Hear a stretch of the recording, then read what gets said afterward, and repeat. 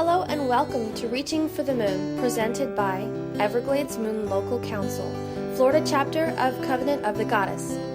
COG supports individual works by its covens, members, and local councils.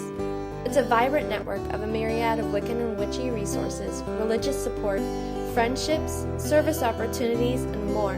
To find out more, visit our website, emlc.net, our Facebook page, facebook.com/EvergladesMoon, or Twitter, @EMLCTweets.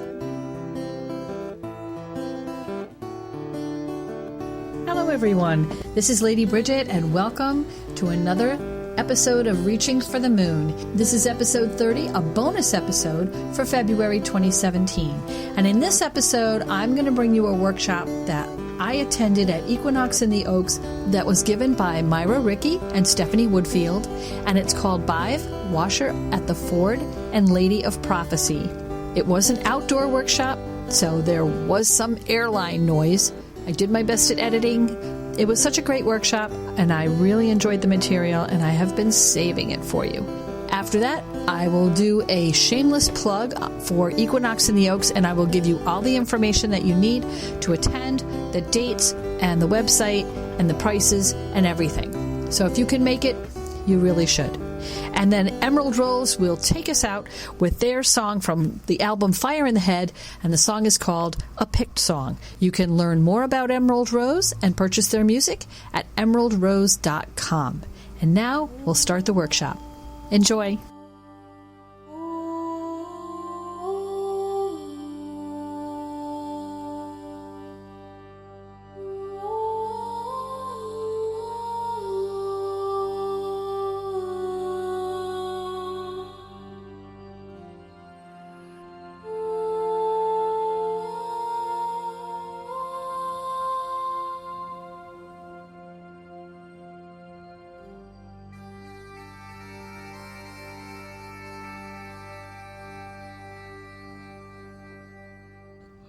Okay, good morning everyone. Thank you for being up so early. I'm Stephanie, this is Mayra. So we're going to be talking about Badb as one of the Morgans and her connection to prophecy and omens and signs. And we're going to talk a little bit about who exactly Badb is as one of the Morgans first, and then we're going to go into how you approach working with signs and what really is a sign or an omen. And then we're going to do a little meditation thing. Mm-hmm. So, first of all, show of hands. Who here works with the Morgan or has worked with her? Anyone not know who she is at all? No? How about Badb? Have you not heard of Badb? So, the Morgan is one of the great queens of the Tuatha De Danann, who are the Irish gods. Now, the Morgan has a number of faces, but it's usually broken down into three. She's the goddess Anu, Macha, and Badb. And those three are very interchangeable. They're usually called the Morgans or the Morigna, and their names are used very interchangeably. But they have very distinct aspects and personalities to them. And there's also some people believe that it's the same, and she changes, and some people believe that they're different, that they're actually more like sisters. And separate goddesses. From my personal experience, I tend to feel that they're separate, because they feel very different. And my experience of them is almost that of very close-knit sisters. It's almost, they're connected always. There's a feel of one through the other, but to me, they're separate. You're not going to really mistake Macha with Anu or Macha with Badb. I'm kind of a mixed bag. I worked with the Morgan just as the Morgan to start with, and then I started working with her different aspects with the three different goddesses individually. And they all, to me, are the Morgan, but I'm going to maybe approach how I work with Badb very differently than how I would work with Macha or Anu, because they do feel different. But in the end, to me, they are the great queen. So it's kind of a personal thing, how you want to divide them up. If you want to see them separate, the same, or all mixed together, there's really no right or wrong answer to that.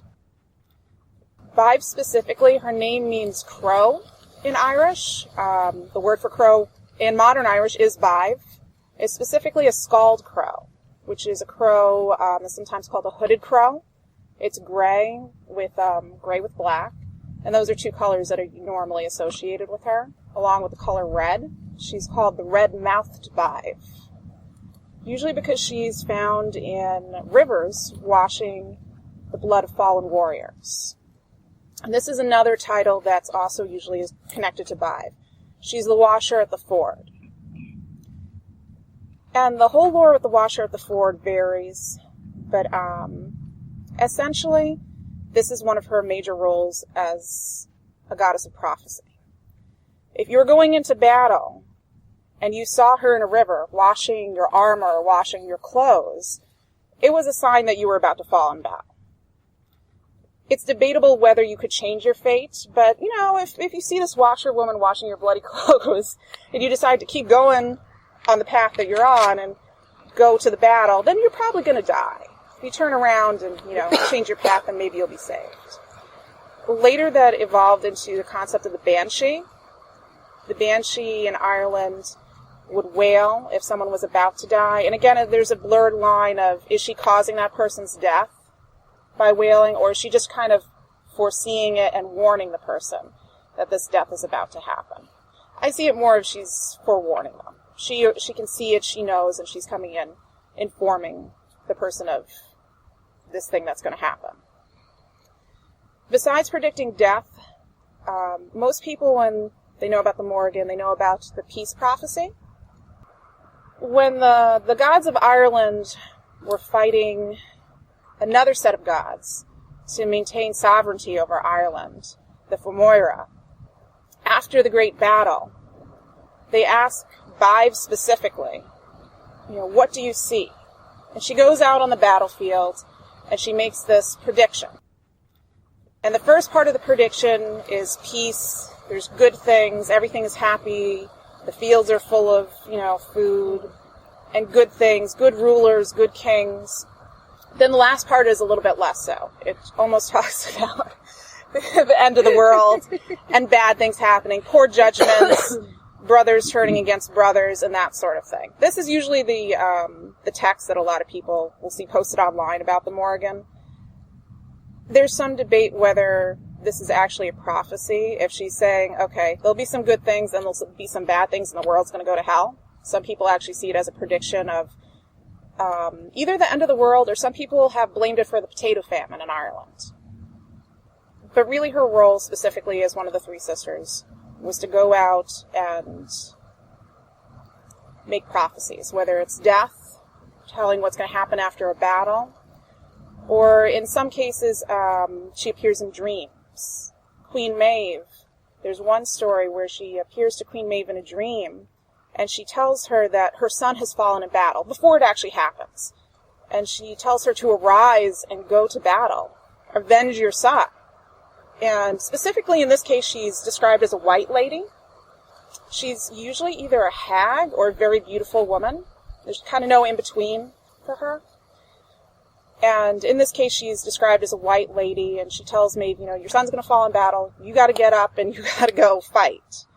And when Maeve awakes from her sleep, she does get the news that her son has fallen in battle. So again, it's that prediction of death. But I think it's important to remember, although there's a very strong association with Badb and prophecy, which I believe is very important, she is still associated with battle. That's still a part of it. The prophecy comes with the battle. It comes after a struggle.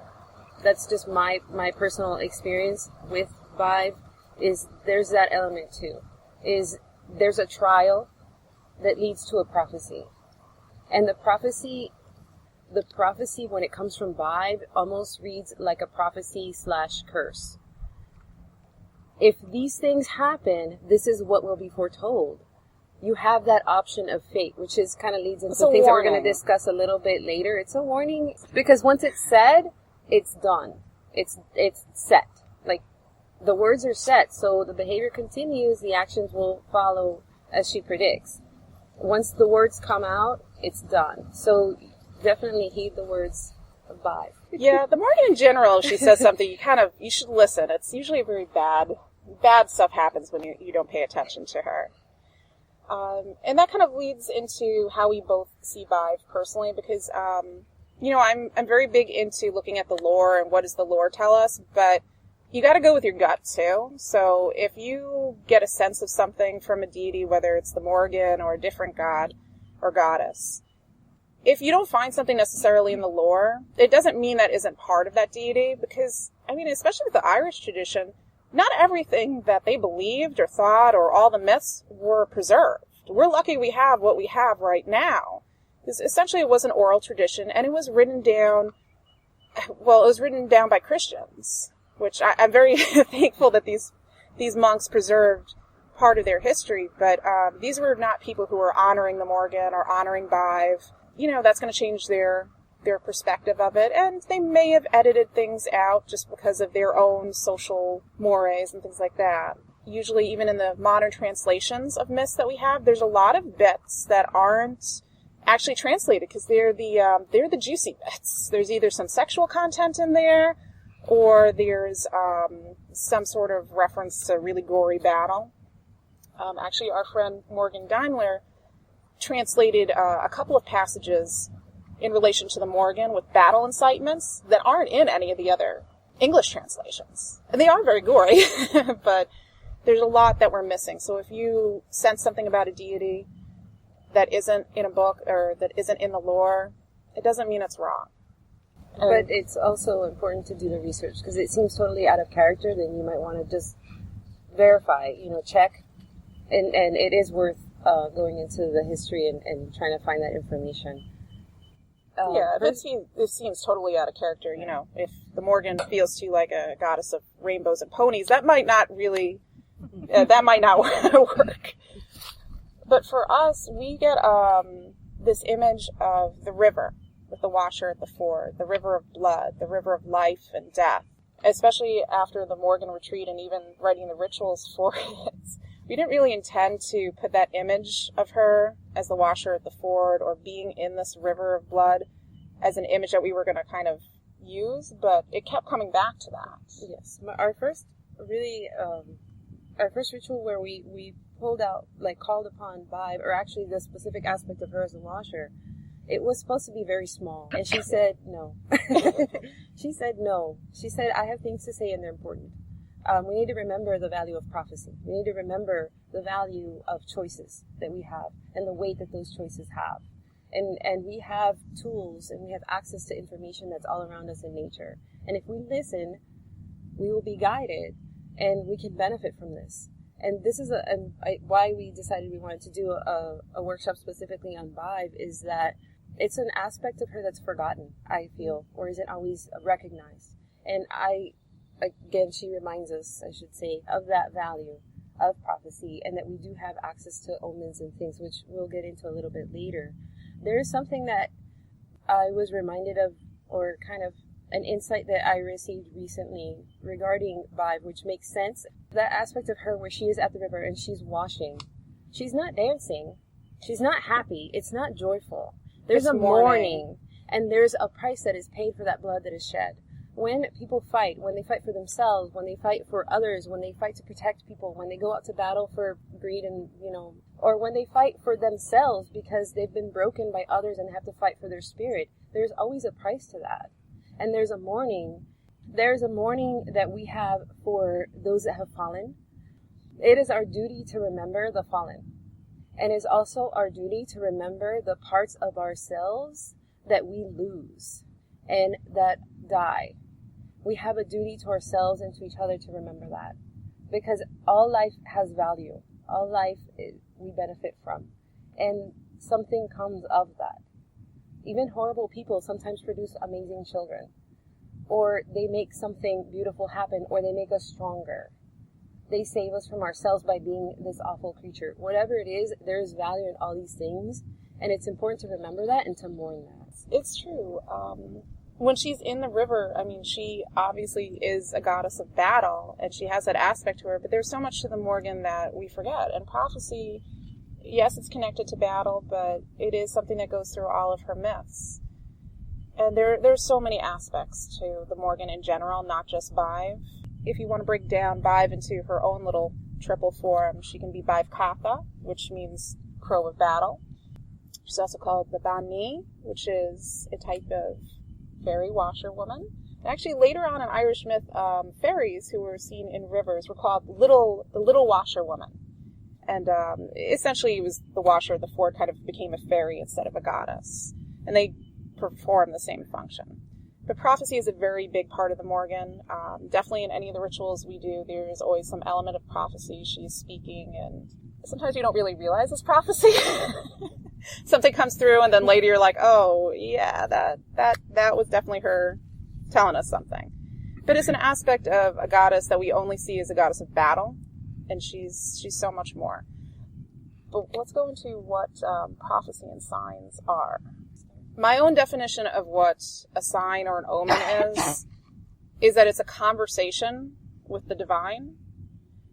I both have to listen, and I can also give them different definitions of what I want a sign to be. It's not just grabbing tarot cards and looking at them, and Mayra actually gave a really good example of that. I have tarot deck and I have different divination tools, and for me, the divination tools are a way for me to access my own psychology and to see the patterns in myself. So I choose this, I open this door to access these elements within myself and around the universe. I kind of tap into it to see these patterns. That's the way I see readings. It's kind of like to read the patterns of how things are. It's almost self-reflection, while a sign is something outside of you. Right, and these are just my personal experiences, but when there's a sign, it's something outside telling me something. Either I can ask my guides or my gods for a sign, or it's just something is happening and my attention needs to be drawn to that. And I feel like that's kind of the difference for me versus seeking it and with divination. I feel that that's the difference of signs. And sometimes you can ask for a sign, and sometimes it just kind of happens. For example, okay. Well, I have a rule that I use when it comes to determining signs. This is my personal rule. It makes it a little bit, I second guess myself. We can all second guess ourselves. And and I don't want to just be like, it's a sign. So I have... Because you'll see signs everywhere. Right. It kind of defeats the purpose. Especially if you want one. So I have the rule of 3. The first time, it's an accident. The second time is a coincidence. The third time, it's a sign. If I get the same message 3 times, then I know that that's a sign. And that's something that I've kind of put out to the universe that makes sense to me. Unless it's something so out of character that the first time I understand this. I'm like, okay, you don't need to tell me twice because the first time was so special. And we will share an example with you because this was kind of funny. We were on the phone. I live in Orlando, Florida. Stephanie lives in Connecticut. And we're on the phone discussing rituals and planning a ritual. The rituals for the retreat. And we weren't sure, should we do this in the ritual? Should we do that? I don't know what's going to work. And we're talking about one specific thing, which is actually the thing we end up doing for the ritual drama. It's the middle of the night. It's like 10 o'clock. It was around 9 because I double-checked my time. And we're in the middle of the conversation and I hear caw, caw. I'm out in my balcony and there's a crow calling. I hear an echo of a crow through the phone. At the same time, behind me, there's an open window and it's 9 o'clock at night. Birds should not be outside. Crows and there's a crow flying by, cawing. And we're both like, oh, like, what? I'm like, was that on your side? Like, did you hear she's that? like, no, I heard it. No, it was right in front of me. It was at the balcony. No, I was outside the window. So we're like, okay, write it down. Remember, this is important. Yeah. So it was something that stood out. This shouldn't be happening right now, but we're both hearing it, both at the same time. So we took it as a sign. Okay, this is what we're going to go with, and the ritual was really amazing. So we took that as a sign. For me, I do a lot of bird augury, which is fairly easy, mostly with crows. It doesn't have to be crows. It could be any type of bird, but I do ask for very specific things. For me, if something flies to the right, it's a positive sign. If it's to the left, it's a negative sign. In the middle, it's kind of like, well, somewhere in between, or ask again, or you're not asking the right question. Very simple. You could come up with your own system. It really doesn't have to be like that. But for me, that's actively, and like I said, this is a conversation with the divine. I'm going to listen, but I'm also going to say, like your rule of 3, this is what has significance for me. And it could be anything. I have a friend of mine who has a thing for roses, so she'll find roses in odd places. And it could be a piece of jewelry that looks like a rose, or a picture or something like that, but she usually finds them when she's looking for signs. So it's what has meaning for you. Granted, there are a lot of crows around, and when I second guess myself, all of a sudden I won't see crows for a very long period of time, and then suddenly, the right number will appear, or they'll be flying to the right or the left, or it'll be a whole sky full of crows. Something that you can't ignore. So for me, that's validation. It's not just, okay, I just happen to see a crow. I'm like, oh, it must be a sign from the Morrigan because it's a crow. I'm just asking for something very specific, and it tends to be pretty spot on. I think there's also, like a sign for me could be seeing a crow. That doesn't mean a sign for you is going to be seeing a crow as well. Everyone's going to have a different way of speaking and listening to the divine. It could be through dreams, it could be through divination, or it could be through bird augury or seeing something 3 times. It's very open-ended. And again, you also have the choice of kind of putting out to the universe what you're comfortable with, what makes sense to you, and how you will best receive that information. My non-pagan but very magical sisters do this as well. One of my sisters, and they're all very afraid of spirits. Actually, not so much anymore, but, my family's always been kind of skittish. But it runs in my family. My father's grandfather was a spiritualist in Guatemala, and so they did like table tipping and all that stuff. So it runs in our blood, and we can run from it or run to it. But one of my sisters, the way that she communicates with our family that's crossed over is in dreams, because she can accept that. And so she asks them to visit her in her dreams, and they do. And when she needs comfort, she'll kind of call to them, and they come to her in her dreams. And like a train will show up, and she'll jump on the train, and they'll take her to go see the family. My other sister is more spiritual than religious. She is tries to have a very positive attitude, and she exercises her will onto the universe with full swing. And she asks for signs, and she asks for feathers. She specifically says, "Give me a sign that's a feather to let me know I'm on the right path." And they appear at her feet when she needs them. So she put that out there into the universe, what I can accept, what makes sense to me, and I know that this is going to be this. So we have those choices that we can put out there, and if there are things that we really are uncomfortable with, we can say, I really don't do this because I don't understand this, or it's not comfortable. I don't like seeing apparitions, they freak me out. And I've asked them, please do not appear, because I'm not going to take it well, we're not going to have a conversation. I'm going to be like, bye, and we're done. So do not do that, and we're cool. But that happens and the party's over. So you do have those choices. The important thing, though, is that if you ask for signs, listen to them. Because now you've set up into motion that I'm asking for this sign, I'm going to get a sign, and then I'm going to kind of do whatever I want. Well, now you've set yourself up for a not pleasant experience. Now you've set yourself up for a lesson. Now your sign has turned into a lesson. Right. Now it's turned into a lesson. So that's the other part with signs, is that if you don't listen to your signs, there's usually consequences that come with that. Yes. Just saying.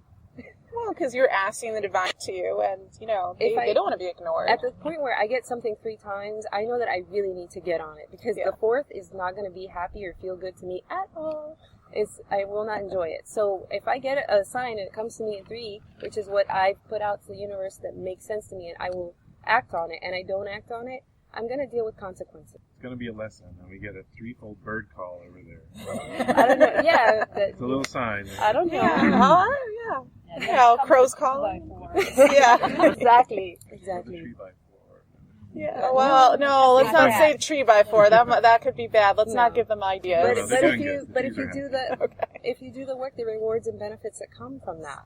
When you say, okay, I understand you, I heard you, I'm going to act on it, the rewards come. They don't always come how we think they're going to, but they do come. When you listen and you act accordingly to any signs that you receive, or react to what the universe is trying to guide you to, you will be rewarded. It may not be the way you want, but they will give you a token in some fashion to say, hey, you listened? Yeah. You can't have everything you want right now, but here's something to kind of hold you over and make you feel better. And the more you listen to signs, the more you're going to get them. I mean, if you're ignoring your intuition or ignoring what the gods are saying, they're not likely to come back and, actually speak with you. So if you are listening, you'll trust it a lot more. Like, I mean, consistently, like with the rule of 3 or me with the crows, I don't really second guess it anymore, just because it's been so spot on in the past. I'm like, okay, I got it. Let me just go and do this thing, or, I got the message. Over the course of maybe 2 or 3 years, I received one specific message from 3 different sources in totally different locations. When I received it the 3rd time, and especially the source that I received it from, I get an email from Morgan Daimler. I'm listening to her. She is very in tune and very much connected to the work that she does, and we also have dedications and devotions in common. So it's very easy for us to receive messages for each other, and we know that we're going to listen, and they know we'll listen. So when I got it from her the 3rd time, she was the 3rd one, I said, okay, I'm not playing this game. I don't need the next time is not going to feel good. So I did what I was asked to do. I made the choice. Once that choice was made, the opportunity to do the things that I did not choose were easier for me, and it was more comfortable because I had already committed to what I needed to commit to. So I would have the opportunities to do the other things, which is something I didn't really understand. That once I made that choice between the things, what really was being asked of me was to make a commitment to something specific. Once that commitment was made, things were easier for me. And the opportunity to do other things I wanted was open to me because I committed where I needed to. One of the ways that we're rewarded for listening, it works the same way with, parents and with relationships and friendships. If you ask somebody to do something and that works, there are rewards that come with that. Sometimes also you're going to get signs that aren't necessarily for you either. And that can be tricky because then you really have to be able to trust your intuition with it. For example, this happened a couple of years ago. My mother was getting treated for cancer. She was getting chemo. She's fine now, but I would bring her in to get her chemo treatments and just wait in the waiting room for her. And there was one day where I could not sit still. It's like that feeling of, like, I left the burner on at home or the light on at home, and like I need to be doing something, I need to be moving. I didn't know what it was, and I actually outside the hospital windows I could see some crows flying, and at one point I just got up and I'm like, I have to walk, I have to move. I don't know what I'm doing, but I need to do something. And I actually did go in the direction that I saw the crow flying out the window. So I went down the hallway and I'm wandering around thinking that these people are going to tell me, what are you doing in this part of the hospital? Get out of here.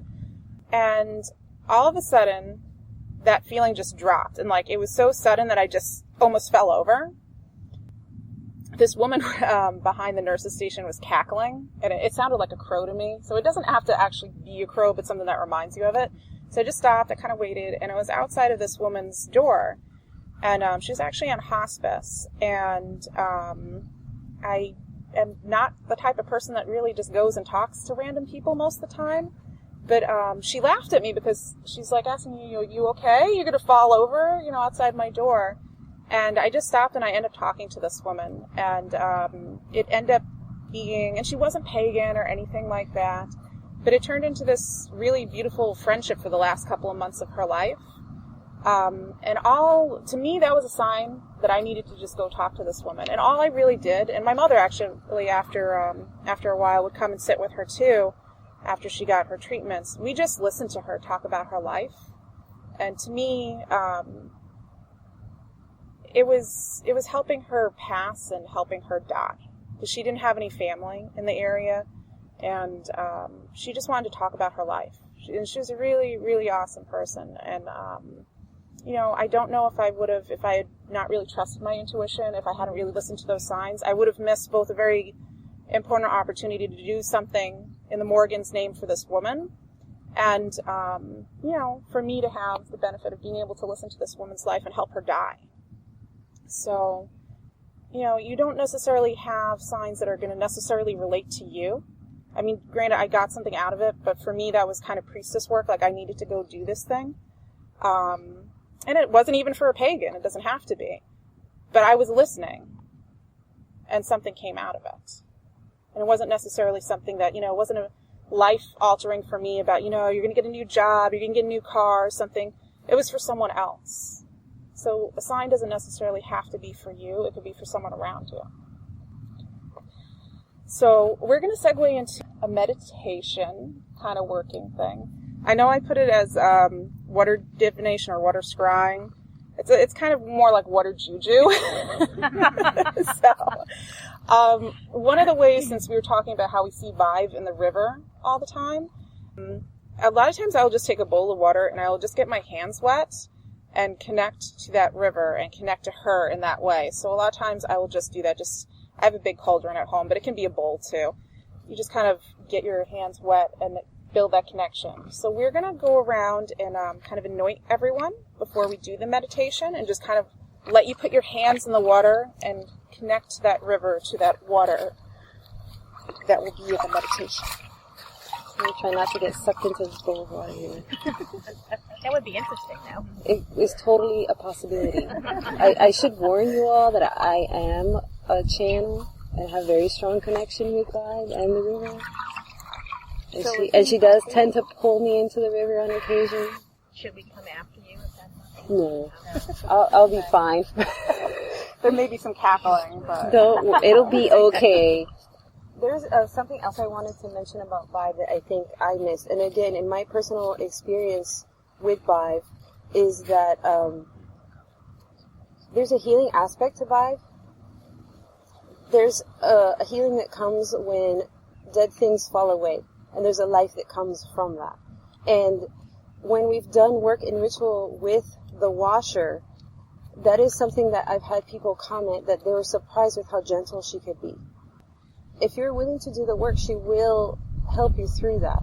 But I think it's important to remember that too, that there's a healing. It's not like, Earth Mother, lovey-dovey kisses kind of stuff with her.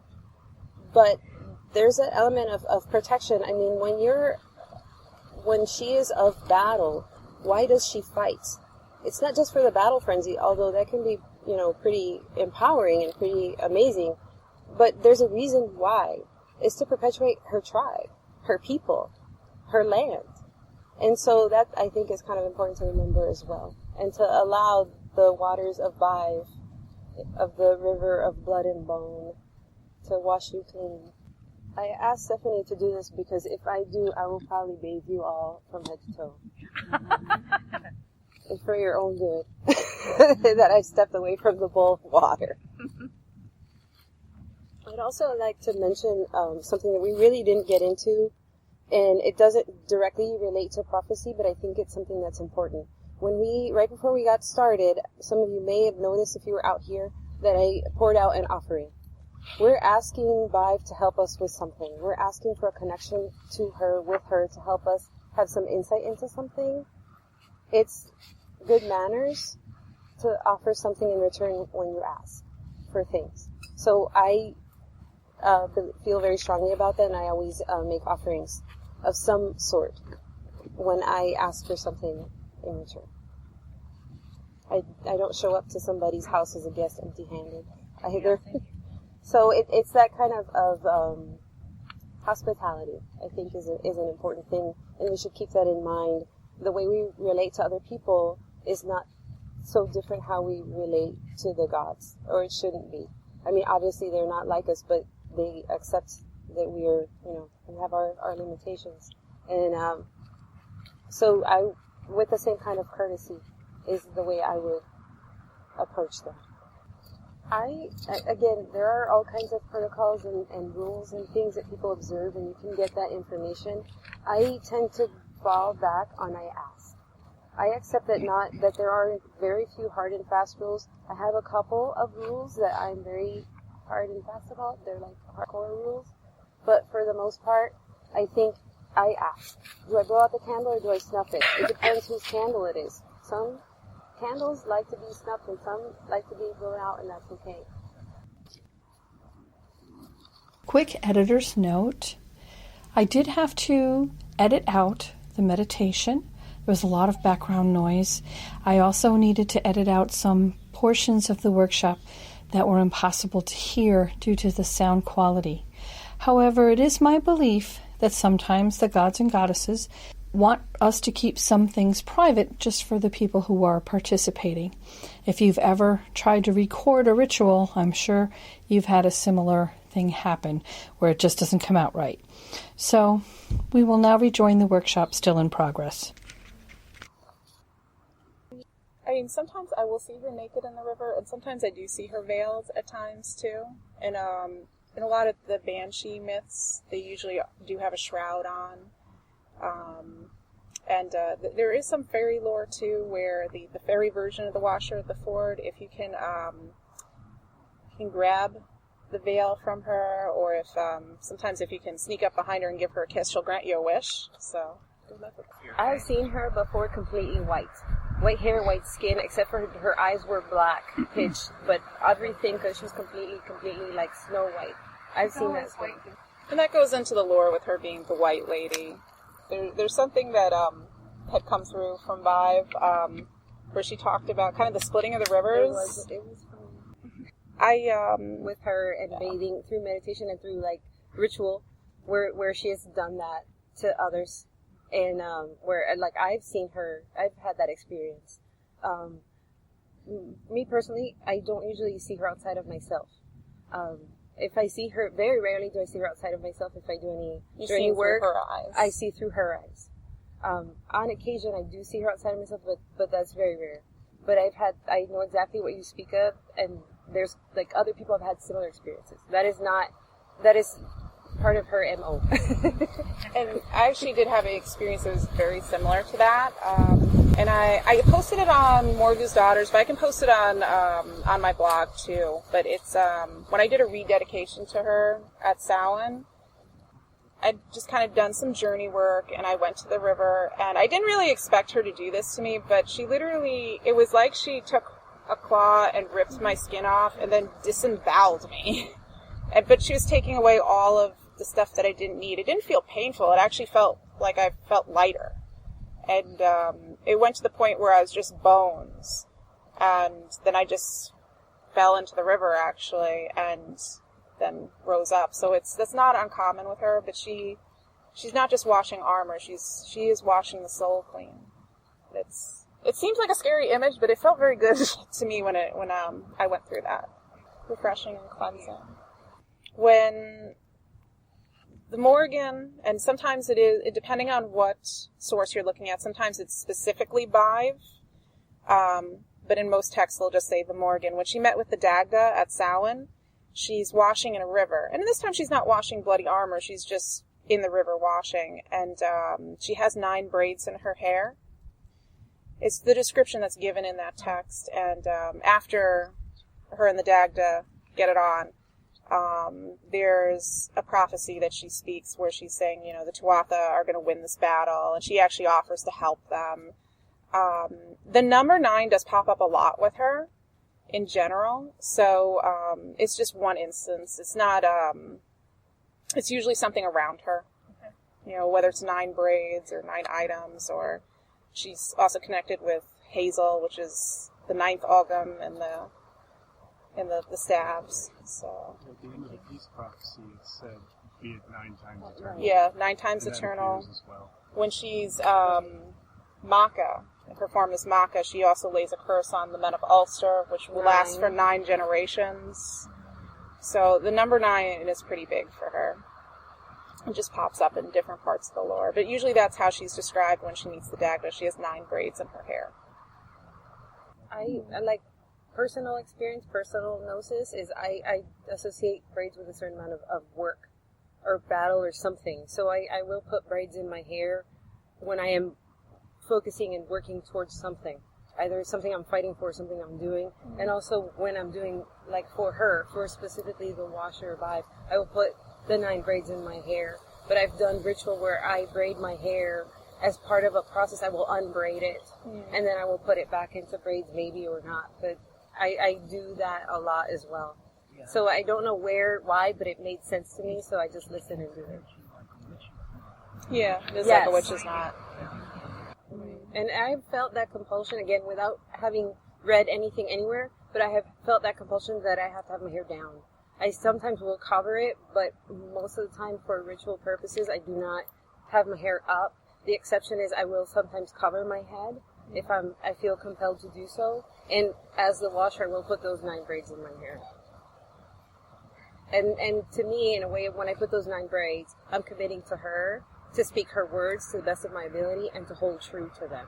That I have to allow for whatever she says. That I have to allow the prophecy to be true and I can't interfere. And you're so almost that's physically becoming her because you're taking on that image as well. So, yeah. So anyway, if y'all are we don't have any questions, I think we're out of time. I thank y'all so much for being here and letting us go on about and letting us spray water on you. Thank you very much. Thank you. This is Lady Bridget, and now a shameless plug for one of my favorite festivals, Equinox in the Oaks, which is a spiritual immersion weekend. I'm going to read you the brief synopsis from their home page, which can be found at equinoxintheoaks.org. Third time is indeed a charm at Equinox in the Oaks 2017. Registration just opened, the workshop submission form is up, and we're open to vendors too. We are gathering March 16th through the 19th at a private campground located 30 minutes west of Ormond Beach, Florida, and 20 minutes north of DeLand, Florida, just off of State Road 40. We are an earth-centered, ethically focused, family-affirming pagan festival. Information is also being posted on our Facebook page. Let us know if you have feedback about our past gatherings, questions, or suggestions. And again, that is at equinoxintheoaks.org. I have to tell you, I have been to both the prior Equinox in the Oaks festivals and had a fantastic time.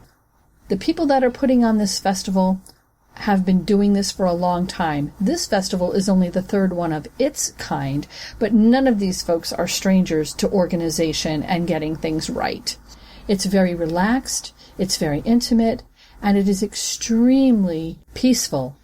The surrounding area and the area that the festival takes place in is one of the most peaceful settings that I've ever been in. So full 4-day pass, Thursday through Sunday, is $75. They have day passes available for $25 each, and that is the adult price. If you've been looking for a more ethically focused and family-centric festival to go to, then I strongly suggest that you check out equinoxintheoaks.org.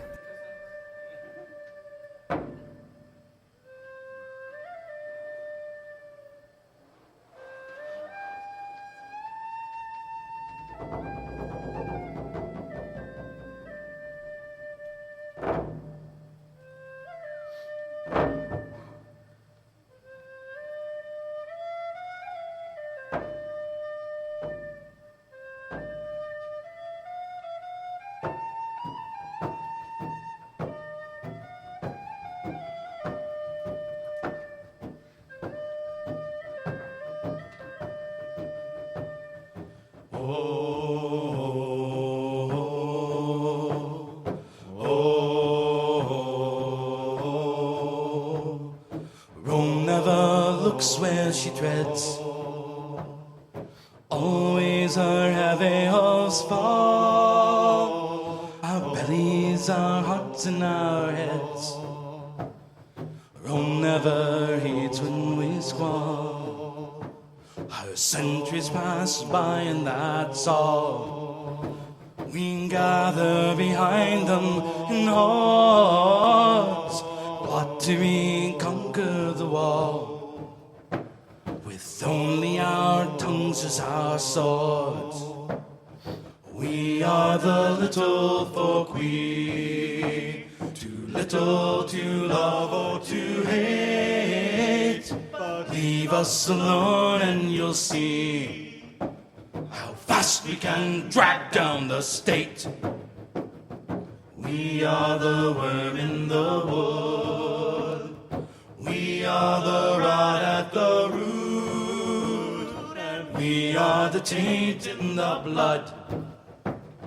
We are the thorn in the foot. A mistletoe killing an oak. Rats gnawing cables in two. moths eating holes in a cloak. How they must love what they do. Yes, and we little folk too. We are as busy as they, working our works out of you. Watch and you'll see it someday. We are the little folk, we, too little to love or to hate. But leave us alone and you'll see how fast we can drag down the state. We are the worm in the wood. We are the rod at the root. And we are the taint in the blood. We are the thorn in the foot. Although maybe we are not strong, yet we know peoples who are. Gladly we'll guide them along.